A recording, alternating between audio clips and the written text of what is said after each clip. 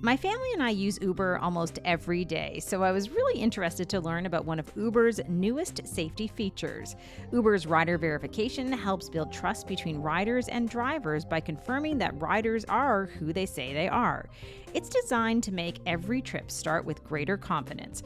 Rider verification was built with privacy in mind, and most riders are verified automatically using information already associated with their account. In cities where rider verification is available, drivers report feeling safer, and Uber has seen fewer serious complaints involving verified riders. These early indicators reinforce the important role trust plays in helping make trips safer. These updates reflect Uber's ongoing commitment to build a safer, fairer, and more transparent platform, informed by feedback and focused on what matters most to people like me who use Uber every day. For more information, visit Uber Rider Verification online, and thanks to Uber for supporting The Amber Mac Show. The Amber Mac Show on Canada Talks, Sirius XM 167. Welcome to the Amber Mac Show's Canada Day special. Canada seems to be finally starting to move faster these days with new technology leaders like Cohere, Canada's very own large language model, and Montreal's Mila AI Research Institute. Plus quantum companies like Xanadu and Photonic, autonomous vehicle successes like Waabi, and so many more hurtling along at the speed of tech. And with the Canadian government finally delivering on its national AI strategy, plus a spate of legislation including Bill C-34, the Safe Social Media Act, the still flawed Bill C-22, or Lawful Access Act, and more, you have to admit that, at the very least, it's an exciting time to be a Canadian as we try to find our way in a quickly changing world. Jeff and I are both proud Prince Edward Islanders from the east coast of this great country. We've both lived in Charlottetown, Halifax, and Ottawa before I eventually settled in Toronto. And I've lived coast to coast with many years in Montreal and Vancouver before finally making Halifax my home. And we know how much there is to love about this country. So we're celebrating this Canada Day with a look at some great Canadian tech inventions. And not so tech inventions. And an encore presentation of one of our early interviews with the manager of the most Canadian of bands, the Tragically Hip. Last year, Amber and I shared some of what we thought were the coolest and most interesting historic Canadian tech inventions, and there are some great entries on this list that you might not have realized have very important Canadian connections. So without further ado, here are our top 10 Canadian technology inventions. Talking Tech. Canada is a great country to live in, and we have so much to celebrate, including a very impressive history of technological invention. Jeff and I have put together a list of Canadian tech inventions that we think every Canadian should know about. Some of these we didn't even know about before we started researching this segment. Now, keep in mind that it's sometimes difficult to say that something is strictly 100% a Canadian invention versus the inventor being Canadian or the idea being developed in Canada, but all of the following technologies have important Canadian connections. So Jeff, in no particular order, here are 10 or so inventions in Canadian tech that I think we know our listeners are going to be interested in learning about. Absolutely. And let's start off with maybe the first Canadian technology that I had any awareness of being Canadian tech as a kid, and that's the Canadarm.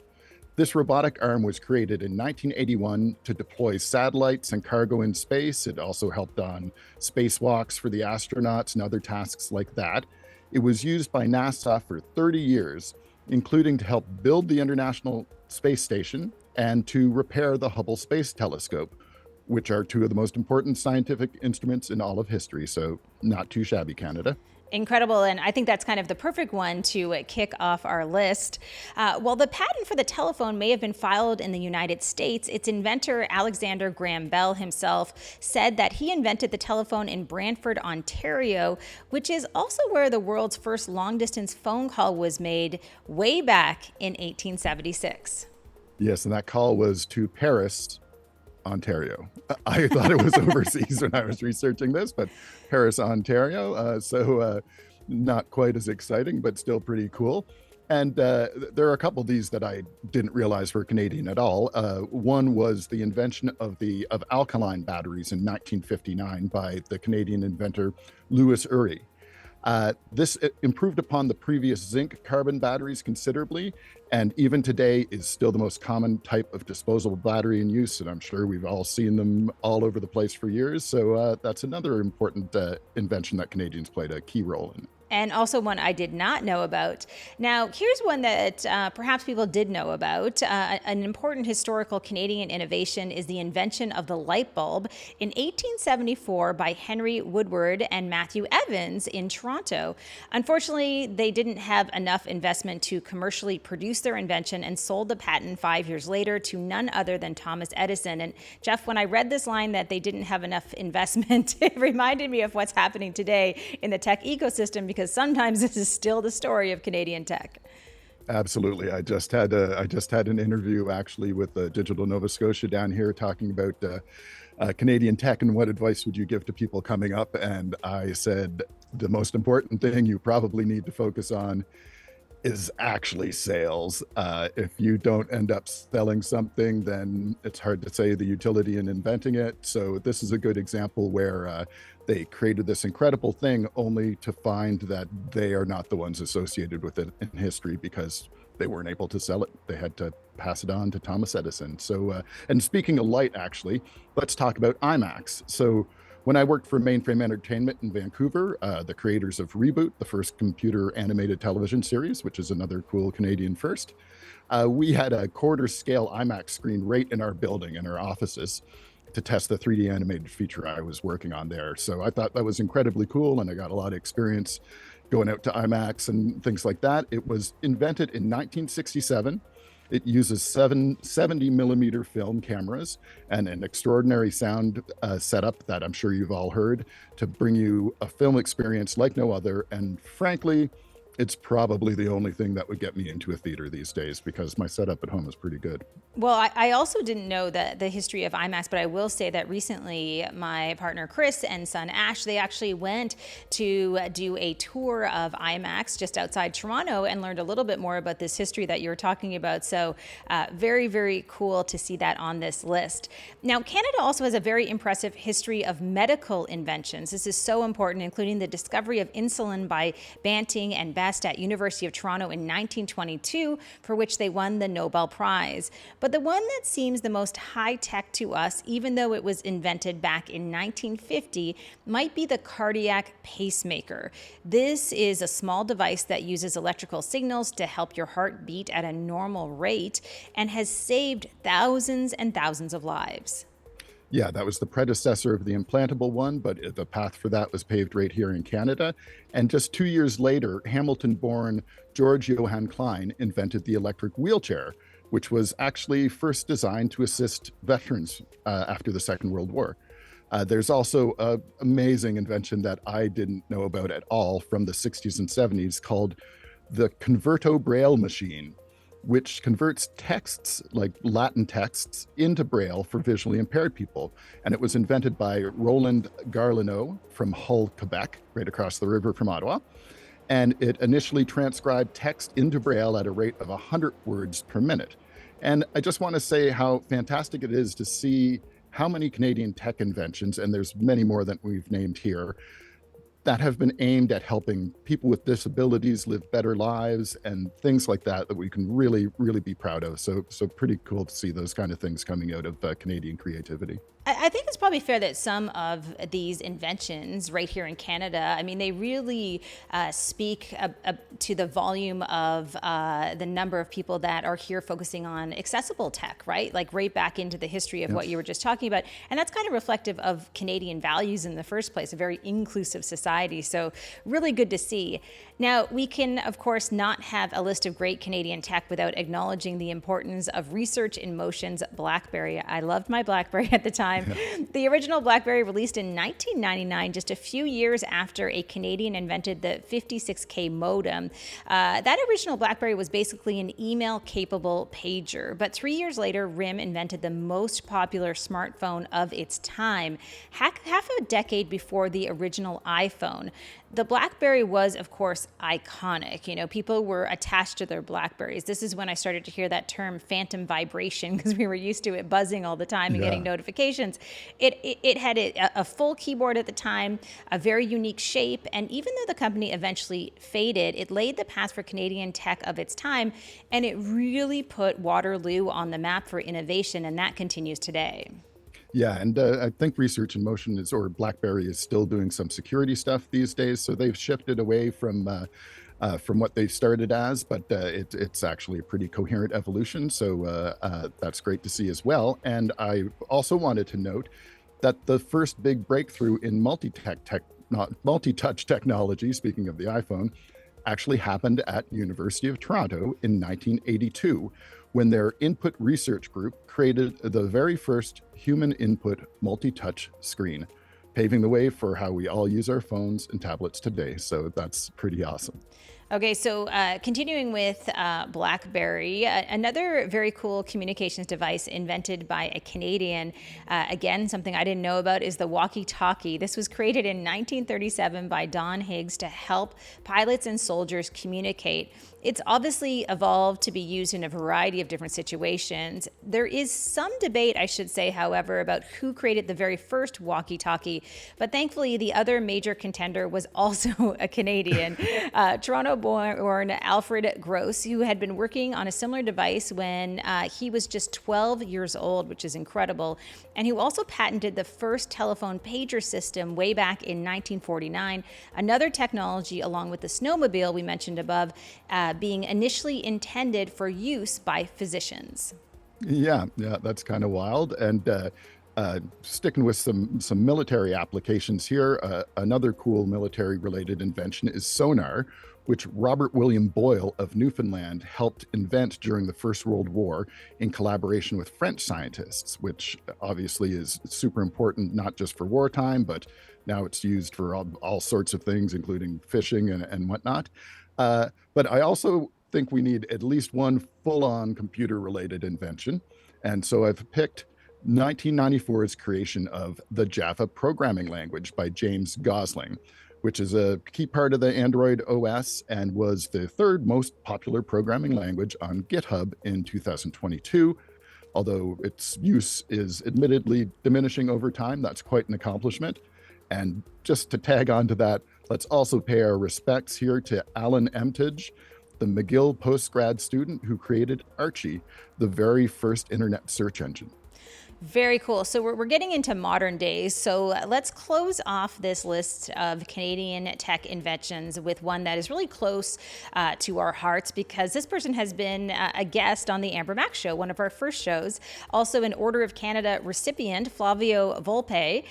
Project Arrow is an electric vehicle that was revealed to the public at CES in 2023. That is, of course, the big trade show in Las Vegas. Named after the Avro Canada CF-105 Aero Canadian military aircraft from the late 1950s, Project Arrow is a completely Canadian creation that aims to demonstrate that we can, in fact, build every aspect of a modern electric vehicle right here at home in Canada.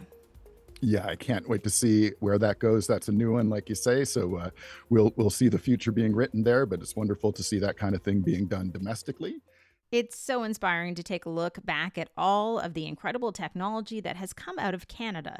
And we couldn't be more excited about what amazing tech Canadians will bring the world as we move into the future. Well, we talked about Canadian tech inventions, and that list could go on much further, but we also wanted to feature some of Canada's not-so-high-tech inventions that show the diversity of what Canadian inventors from coast to coast have come up with for the rest of the world. From sports to supports and all sorts beyond, here's our list of fun Canadian non-technology inventions. Take it away, Amber.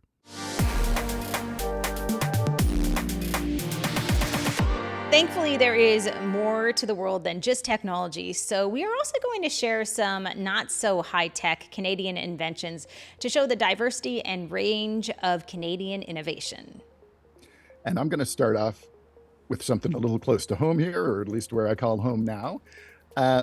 While the earliest paper making happened in China somewhere between 25 and 220 AD, the first newsprint, that's paper made from wood pulp that we've seen in all the newspapers over the years, was created in 1838 by Charles Fenerty right here in Halifax, Nova Scotia. Love it. In a lot of ways, newspapers are the most immediate predecessor to social media and the internet, in that they provided often daily news and other updates, and a chance for people to really contribute in the conversation through letters to the editor and things like that. Mr. Fenerty, unfortunately for him, neglected to patent this invention, but that has probably been a bit of a boon for the rest of us. So when you think about the look and feel of old school newspapers, remember that newsprint was invented right where you are right now, Jeff, in the Maritimes. Yay. And speaking of newsprint, it takes me back to catalogs back in the day, which were so popular. And as any pre-internet teenage boy in Canada with a Sears catalog might be pleased to learn, the classic Wonder Bra was invented by Quebec designer Louise Poirier. Now, this wasn't the first modern bra ever, which was patented in 1914, but Wonder Bra's Dream Lift Model 1300, very catchy name, was the world's first push-up bra, and therefore an important foundation piece, pun very much intended, in the evolution of lingerie. Wow. I didn't expect that from you, but I probably should have realized that in terms of the history of the Wonder Bra. Really cool to know. We're going to stray a little bit from the lingerie angle and focus on another female inventor. Canadians have created a lot of inventions for use around the home, and one of these was the Jolly Jumper, a bouncing seat for babies that was popular in the 1950s and 1960s and still today. Its creator, Olivia Poole, was one of the first Indigenous women in Canada to patent an invention, and the Jolly Jumper brand is still based in Canada all these years later, which is so incredible, Jeff. Again, another story that I think Canadians need to know about, especially moms who are familiar with the Jolly Jumper, and that there were female inventors way back then when. Absolutely, and it's a crazy origin story. It's wonderful to see the Indigenous angle there too. I'm not sure if I've ever had one of those, but I can definitely picture the Jolly Jumper very clearly in my head. And it shows inventions don't always have to be super flashy to be very useful. But speaking of bouncing around, Canadians also invented the first snowmobile, patented in 1937 by Joseph Armand Bombardier in Quebec. Now, strangely enough, the original snowmobile had 7 seats.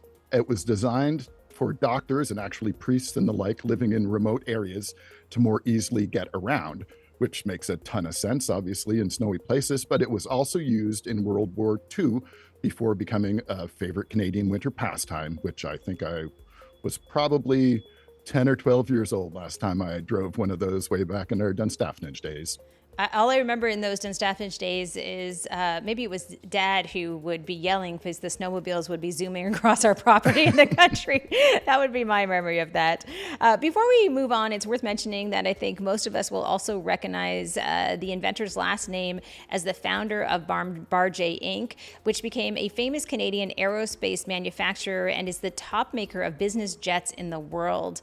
Of course, again, another incredible Canadian inventor. Now let's take a sharp turn into the world of sports. Jeff, you have a little origin story about this. I do. There's the cool sort of story in contrast. I remember being on vacation in the United States with my wife and her dad's family, who are from the northeastern United States.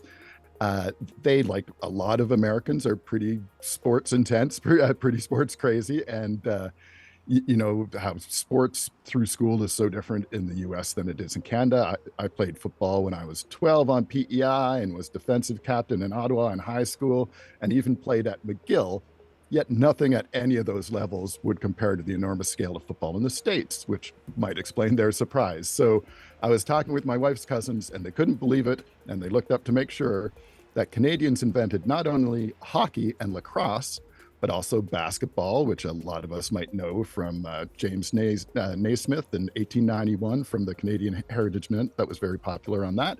Plus, the very first modern football game was played in 1874 between Harvard and McGill university. So yay for Canadian sports innovations too. Very cool. And speaking of hockey, ice hockey was invented in the 1800s. The goalie mask wasn't invented, however, until 1960 by someone who had a vested interest, professional hockey goaltender and Canadian Jacques Plante. And in another hockey-related invention that spread everywhere in televised sports, Canadian George Retzlaff invented the instant replay in 1955, which was first used during CBC's Hockey Night in Canada. So a lot of hockey inventions and innovations. Yeah, and just to get a closing remark about hockey in, even though the Americans are catching up with us, roughly 41% of current NHL players are Canadian, with only around 29% being American these days. A decade ago, it was basically half Canadians, and in the 1980s, when I was growing up, it was more than 75% Canadians. So for comparison, the third most common player nationality now in the NHL is the Swedes at a bit over 9% of the players. So it's certainly an area where we can still say we comfortably dominate. Sure do. Now, in another not quite technology, but life-changing invention, the world owes its time zones to Canadian Sir Sanford Fleming, who's the father of International Standard Time, which he convinced North American railways to adopt in 1883 and then helped spread around the world. Yeah, and strangely enough, there are, I guess maybe not that strangely, but there are a few Canadian railway-related inventions, including the railway car brake and the rotary railroad snowplow. I think I even read something about the first air-conditioned railroad car and some other ones like that while I was doing some research. So that's fascinating, but while not directly related to transportation, the square-headed and generally superior Robertson screw was, of course, invented by Canadian Peter Robertson in 1908 and was admired and used by none other than Henry Ford in his Model T car production in Canada. Oh my goodness, I am learning so much along the way. I feel like I should have known some of these things.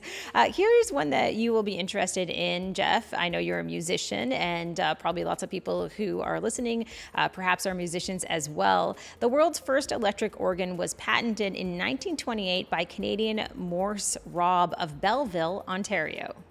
Yeah, that's also cool, and I gotta wonder if that's also tied into hockey too, given how popular the organ was at hockey games. But who knows? And we could go on for a long time outlining the extraordinary number of Canadian inventions, but I think we'll leave it at that for now. Let us know on social media if there are any great Canadian inventions you think we should have included, and we'd love to hear more from you on that. Well, just like we're proud of Canadian technology and inventors, Canada's cultural accomplishments are something that people all over the world enjoy. And one area where we certainly punch above our population weight culturally is with the many amazing musical creators we have here in Canada. Coming up right after the break, we'll talk with the manager of one of Canada's greatest bands. That's next on The Amber Mac Show. You're listening to The Amber Mac Show on Canada Talks, Sirius XM 167. Well, we know that people across our great country might have some different answers as to which band is the most Canadian in whatever sense. But I bet you the majority of the answers would be for Kingston, Ontario's The Tragically Hip. And Amber had the privilege of talking to Jake Gold, one of Canada's most successful artist managers and a past judge on Canadian Idol, about his role in establishing and transforming the Tragically Hip into a national icon. Amber spoke with Jake way back in episode 15 of our show, and we hope you enjoyed their conversation about one of Canada's most beloved bands. Jake, thank you so much for joining me here in the studio. Really exciting to have you come and visit us for the show. First of all, for people who don't know a lot about your backstory, how did you start in the music industry? I say I started when I went on the road with a friend of mine's band in 1979 as a lighting guy. It was just two crew. And then full-time, I became a manager in 1981. But there are some guys that I grew up with that reminded me of a story when I was in grade 6, where there were these 3 girls in the class that wanted to enter the school talent contest. And I took them on and rehearsed them for 2 weeks. And they ended up winning the talent contest. So I have friends that think I started when I was 11. Wow. So Amazing. So, what kind of drew you into the music biz? I used to sing in bands, and I used to also do like musical theater stuff. And I was like this guy that was like into music and musical theater, but also played a lot of sports, which was not the norm. Like you usually you did one or the other, but I did it all. And then I realized pretty quickly that I wanted to be in the business, but I probably was better on the business side than on the performer side. I was a decent singer, but I don't think I was a great performer. I don't think I really got it. I think I get it now more than I did then. So I'm not going to ask you to sing, but by all means, at any point, if you feel like just singing. no, I don't know if I could. So I wanted to talk about your experience with the Tragically Hip. That's how I know you as managing the band, and we're going to talk about the documentary as well. But we talk about those early days. How did you meet the Tragically Hip? What was the origin story there? And I know a lot of this is in the documentary as well. Yeah, so my partner and I, Alan Gregg, him and I started working together in '86. We no longer work together, but just because it's sort of he did his thing and I continue to do my thing. But we started working together in '86, and the Tragically Hip guys had a friend who was the brother-in-law of a friend of Alan's, and they sent us a tape. And we listened to the tape and we thought it was interesting, and we set up a gig to see them. And like a week later, and we went and saw them, and 30 seconds into the first song, we were sold. What was it about the band? I like to say, when you know. It wasn't any one thing. It was just a thing. Like Gord was mesmerizing. The band was really powerful. But we also saw an audience react to mostly original material. And they were there. The band was, I got them a slot opening for a Rolling Stones cover band. So they were there to see a Rolling Stones cover band. And out comes these five guys from Kingston. And again, does mostly original material. And at the end of the set, that was a place called Larry's Hideaway. That was when you went to shows, there was no standing in front of the stage. It was cabaret style. They had tables and chairs. And at the end of the set, the whole place stood up and gave them a standing ovation, like a legit standing ovation, because they didn't know who this band was from Adam.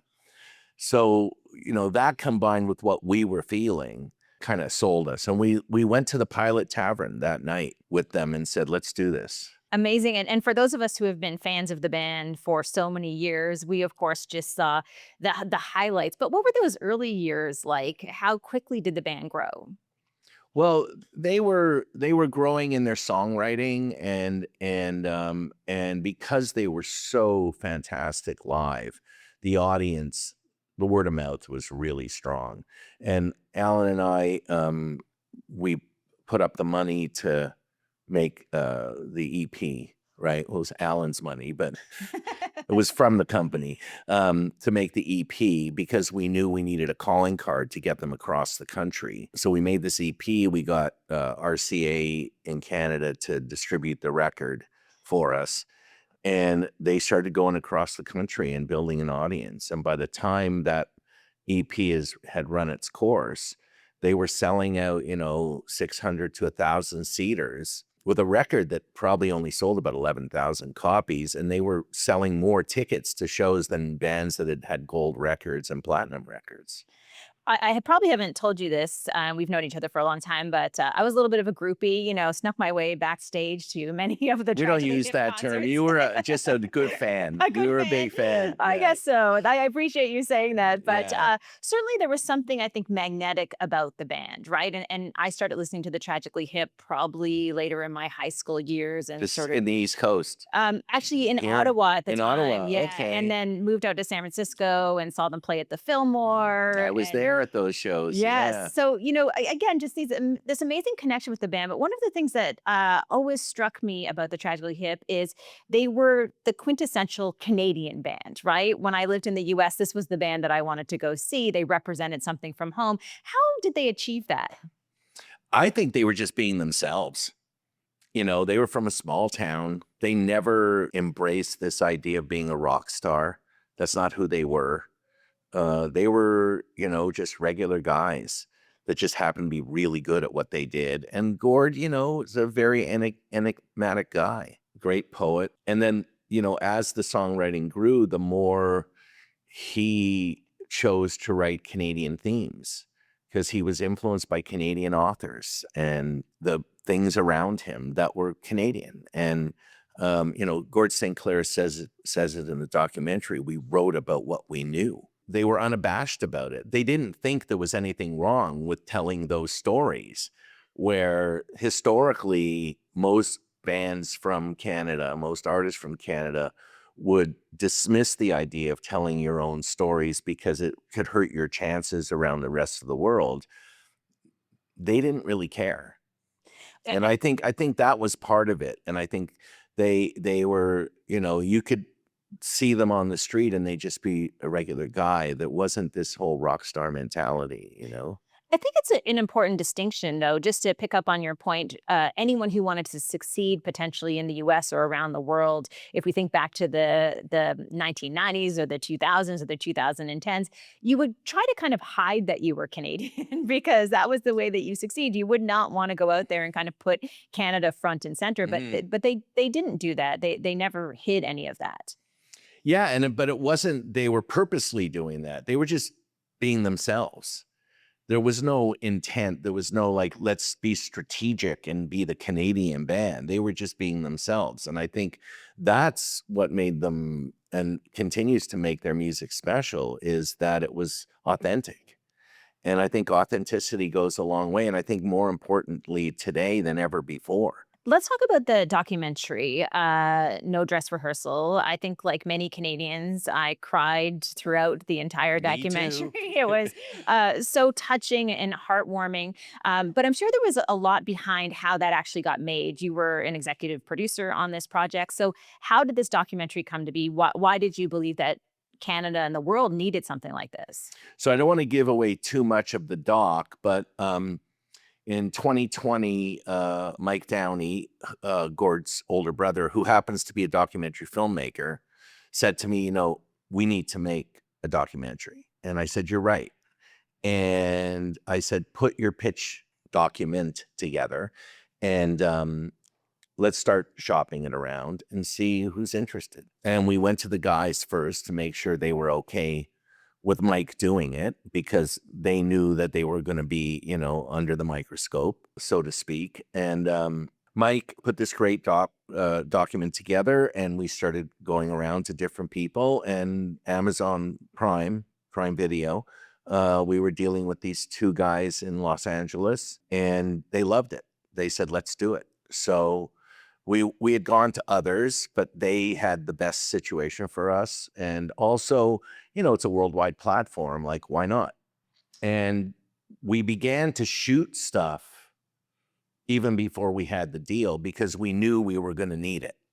So wherever anything was happening from that moment on, I would say to Mike, we got to get the cameras in there. We're going to do this. Let's get the cameras in there. When we were doing the Junos, and because we made the deal in 2021, but we were doing the Junos with Feist, and the guys hadn't been in the same room together in 5 years, and so they were rehearsing before they met up with Leslie, and we put the cameras in the rehearsal room. It was let's start shooting everything. So you were recently nominated for 7 Canadian Screen Awards with the documentary, which is incredible. Yeah. I know you don't want to give away a lot about the documentary, but what did that mean to you with these nominations?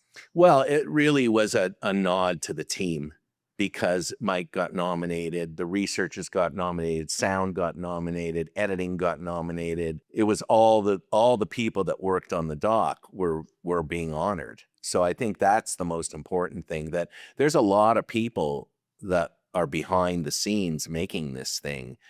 It's actually quite amazing. This was the first time I actually was hands-on to the extent of, day-to-day, looking at the edits, discussing with all the different parts. How do we get this piece of, do you know someone here that can clear this piece of footage? And what about this music? And, all of that kind of stuff. I mean, I sort of sat a little once removed from it, but I was involved, and it was the first time I've done something like that with a fairly decent budget. And it's 4 hours, more than 4 hours. So it's a lot. And so it took 3 years to make it. What have you heard from people along the way who have watched it? Well, I haven't heard anybody say it sucks. And I don't think anyone, if they thought it sucked, would tell me it sucked. It So, doesn't suck though. no, I think we won the People's Choice at TIFF. And it was interesting because people would say, oh, well, it's the Hip and it's Canada and it's TIFF. And I'm like, no. I said, it's voted on by people that went to see it. Like, it was good. It's good. And in Calgary, the score was so high because at the Calgary International Film Festival, when you leave the theater, they had iPads and you would vote as you left the theater. And we did 2 screenings there. And in Calgary, they created an award because we had the highest score of any film. So it wasn't just best documentary like TIFF. It was literally best People's Choice, best film overall. So, and then more recently, it just happened the other day, and I don't even remember the name of it, but our researchers were nominated for this prestigious award in London, England, that's sponsored by Associated Press for the research work they did to find all this old footage. And like, that was a thing in itself. Like, Mike would be sending the different cuts, and I'd be like, where did this come from? Like, where did you get that? And that's the beauty of the doc. There's so much stuff that people have never seen before. And we knew we had a lot of it. And that was one of the pitches we made to Prime Video, was that this doc will have a lot of things that nobody's ever seen before. And that was important to them. And I think we delivered on that. And even the first episode, which tells the story from the early roots, how 2 of the guys met when they were 3 and a year and a half. When I watched the first cut of that, I was like, I didn't know this. Like, even I didn't know that stuff. And I, was with them almost since the beginning. So it was beautifully produced. Highly recommend it to everybody to watch it. And at the same time, I also wonder, will there ever be a band like this in Canada again? No. Not in our lifetime. Yeah. I don't think so. I don't think the market allows for it in a lot of ways. I've been asked that question a lot, and I think most people that are in the industry and most people that let's say are critics in the industry, writers or whatever, I don't think anyone will disagree with me on that. The crazy thing is, right now, the band is more popular than they've ever been. Really? Yeah. How do you gauge that? You look at streaming numbers, you look at sales, you look at, we had a number 1 at radio this year, 2024. It was the first number 1 in 15 years. Up to Here, which we put out a box set with all these extra tracks and everything, came out in 1989. 2024 was the 35th anniversary. We had a number 1 record with a record that didn't go number 1 when it first came out. Wow. And I should say, too, because the show is also on Sirius XM, that there is a Tragically Hip station on Sirius XM. The Tragically Hip radio, yeah. So I mean, more and more people are listening to the Tragically Hip. Are you finding, just from what you're seeing and hearing, that there are any new fans being attracted to the band? Lots. And that's the interesting thing. Like, it's interesting because you're a data person and you understand data, and we're using data more than ever to do analysis and figure out where to find things and where the audience is. And one of the things we discovered at the end of 2024, where we did our wrap up of okay, here was our plan, on the marketing side. This is me and the record company, with the help from the Prime Video PR teams, and we put out a coffee table book and their PR teams. We did a wrap up. Okay, where are we at? And we noticed that 31% of our super fans, which are the really high volume listeners, streamers, are under age 34. Wow. Yeah. That actually blows me away, because when you said super fan, I was thinking of myself, but I am out of that demographic. Yeah. Not much though. Not much. Thank you, Jake. I appreciate that. I'm way out of it. So how do they discover the band? I mean, you're saying streaming obviously is one avenue. Obviously, the documentary. Is it their parents? Like, what is the? I think it's all exposure of those point? things. Okay. One of the things when we sat down to figure out what we needed to do coming into this 2024, we knew we had the documentary. We knew we had a 40th anniversary of the band. Was okay. We know we can satisfy the existing super fans. How do we get back the lapsed fans? Those people that were fans in the 90s, and then life gets in the way. You start having married and kids and stuff like that. And then how do we remind those 11 and 12-year-olds that saw the final show in 2016 and knew they were part of something special? Like half the country watched it. Now they're 20. How do you remind those people what they were a part of? Well, so we literally had a 3-pronged plan, one for each of those segments. One day you and I'll sit down and I'll show you what we did, and I know it'll blow your mind. Well, I mean, just as you're saying that, I'm thinking about that final concert in Kingston and the broadcast across the country. Even in my own house, we rented a giant projector. We had a Hardy, and my son at the time, of course, it would have been a few years ago, but he knows the Tragically Hip because of that moment in time. Right. It was quite special. So I definitely appreciate that point. So it was like, how do we remind those people? And what was amazing is that concert, 1 million people streamed it around the world. So it wasn't just in Canada, and it could have been expats, it could have been fans from all over the world. But the other thing we saw at the end of the year is we saw a 30% increase in streams everywhere, including the US and the UK and Australia and mostly English-speaking countries. So it's growing, and it's consistently growing. What about this moment in time that we're in right now, where there's so much Canadian pride? Mm-hmm. Do you think that has contributed to the success of this documentary and potentially the band's success going forward? Well, I think we can interestingly enough, there's always a kind of a drop off in streams about mid-January. Like, it's just the way it is, things go up, and then mid-January is the doldrums, everything sort of drops off. And then, the American administration announced some interesting tariffs in late January, and our streams flew way up. Wow. Right. And it was like, and not just in Canada. It was everywhere. One of the things that I think about often when I think about the Tragically Hip, I think about this moment in time, and perhaps I worry about this a little bit, Jake. It's just to that point of, okay, will there ever be a band like this again? Probably not here in Canada. But also the band brought people together. And I think that's one of my concerns going forward in terms of Canadian culture and our identity. How do we continue to build that in this country, especially because we're at a moment where I think people want more of bands like the Tragically Hip and moments like we had with the Tragically Hip. Are you optimistic about Canadian culture going forward?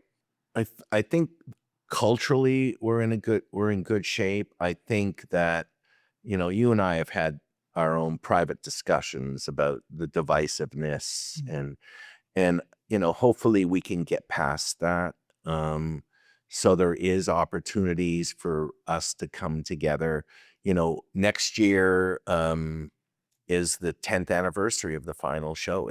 Next year will be 10 years. What? 2026. Wow. So we're already planning things to be revealed that we're going to do for next year. And maybe that will be part of, getting everybody back together again. We don't see it as our responsibility to do it. And it's like the band has never been outwardly political, let's just say. Gord did call out Trudeau in the final concert about the Indigenous situation, but overall not outwardly political. Besides things like we should have clean water and clean air, kind of obvious things. When the whole sort of elbows up thing came around, is people were saying to me, well, how come the Hip aren't doing anything? Why aren't they, signing on to all this? And I said, we don't need to. People know, like they know who we are. They know we're right there. We lead by example. We don't have to, be voices out there to do it. Yeah, I think that's an excellent point, right? I mean, I think it's part of that authenticity that you talked about. Right. People know who the Tragically Hip are. They know what values that they have. I mean, Right. we've experienced this for so many decades. They don't have to come out and make a big statement on Twitter to impress everybody. Exactly. It's X. X, You have sorry. to call it X. I'm going to call it Twitter They forever. should call it XEX. That's true. Yeah. You're like your bad X. Yeah. That would You probably know. be a better name for it. It does feel like that. Yeah, it's and that's the thing. It's like I always people say, when people were saying to me stuff like that, I was like, guys, like we're doing it. You just don't. You don't see it. You don't have to see it. It happens. So, just moving forward and thinking about the Canadian Screen Awards and the future, you mentioned 2026 and a celebration of the 10th anniversary of that last concert. What is your involvement going forward, and what do you hope to see in terms of the legacy of the band? Well, we just continue to kind of unearth things, and we have a couple of different potential film projects, some television stuff. Like there's always something, right? We're trying to do some collaborations with some of the sports teams out there. We're big supporters of women's sports. The band always has been. And so there's, we did this campaign with the Terry Fox Foundation that came out in February. I think that kind of sent a message where you had, I don't know if you saw. I haven't seen it. Oh, it's pretty special. It's called Finish It. A composer did this piano thing underneath the actual vocals from the song Courage.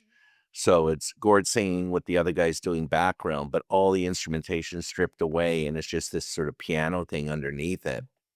Very powerful over this new footage that was shot. It's a 2-minute piece.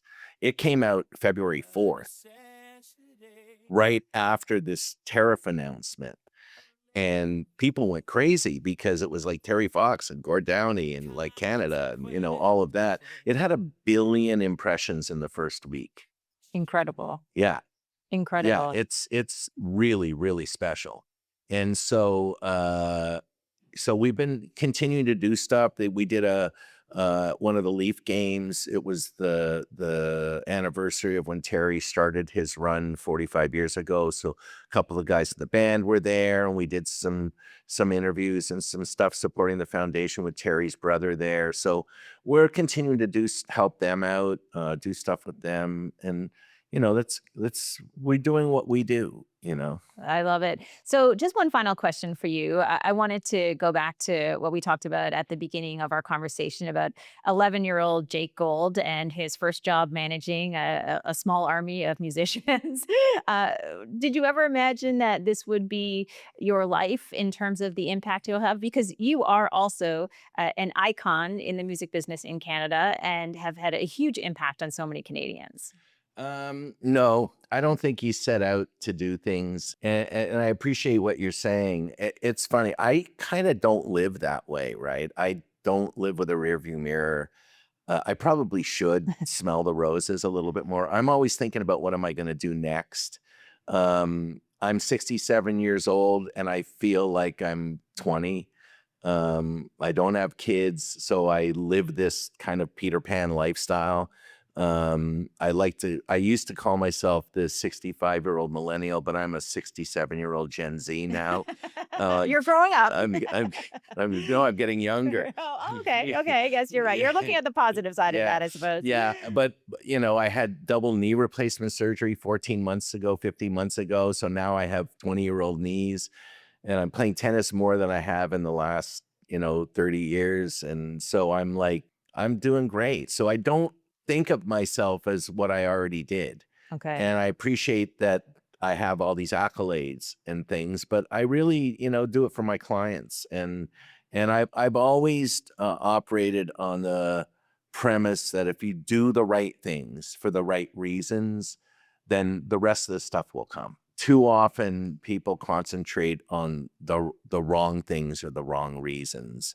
We as a group with the Hip and me personally, I never did things for money, because I knew if you did it right, the money would be there. Will come. Yeah. Well, if I can not think about the past and think about the future and your impact on this country today and in the future, I would say you're also just a fantastic ambassador for Canada and for Canadians. For an American. Yeah, for an American, born in America, but you moved here when you were quite young, correct? Too. Yeah. I'm a dual citizen, but I haven't renewed my American passport in a long time.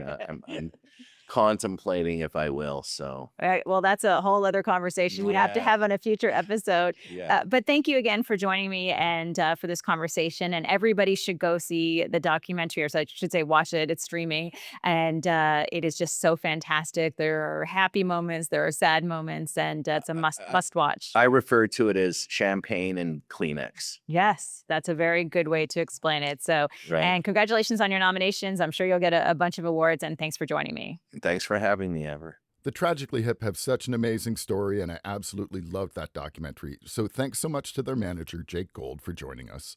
I'll never forget watching the Hip's final show streaming at a production studio here in Halifax, and yeah, there was definitely a lot of Kleenex required there too.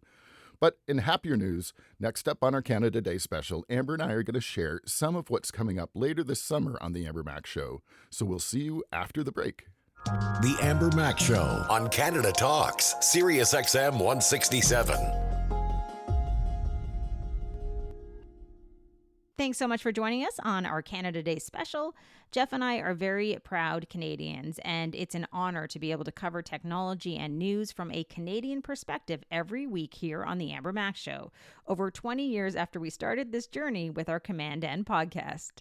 Speaking of which, we'll be pumping out new content on the Amber Mac Show all summer long, and we've got some really exciting things coming for you over the next couple months, including an interview with the American financier and broadcaster Anthony Scaramucci, who briefly served as communications director in Trump's first term. We've also got a deep dive on how Canada is leveraging critical minerals to help build a stronger nation. And I'm going to tackle prediction markets in an upcoming The Other Mac segment. So please help support our independent Canadian news production by subscribing wherever you get your podcasts, and check out all of our video content over on YouTube at Amber Mac. And don't forget to catch it all when it goes out on Tuesdays at 2 p.m. Eastern on Sirius XM Canada Talks Channel 167. We hope you have a great Canada Day this year, wherever you might be, and thank you so much for being part of the Amber Mac Show. We'll see you next week.